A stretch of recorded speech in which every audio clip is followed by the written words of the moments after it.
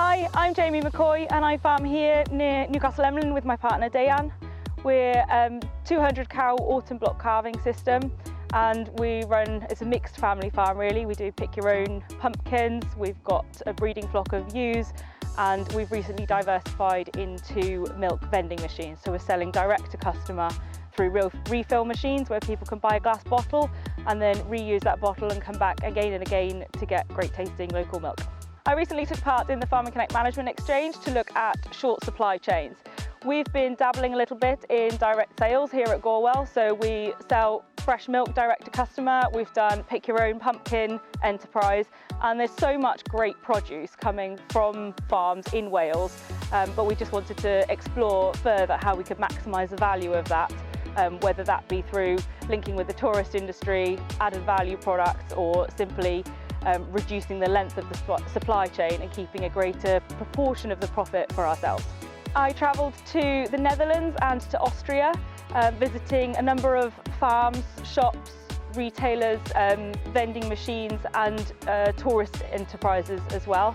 I particularly was interested in vending machines, looking at how farmers were able to create their own 24-hour retail space without the need of labour or shop space.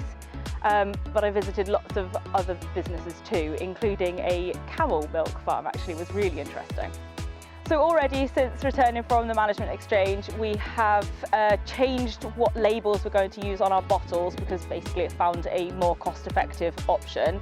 I've contacted some other food producers to explore the possibility of working together on stocking a vending machine with a greater number of product lines in it, and we've actually already bought a vending machine in readiness to do that.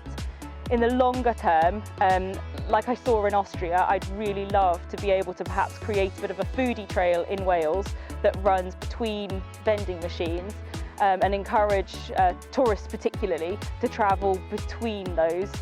You know, a good example of farmers working together perhaps to help promote the next machine along the line and, you know, get a bit more business for everybody. So yeah, I feel absolutely indebted to Farm and Connect for the opportunity.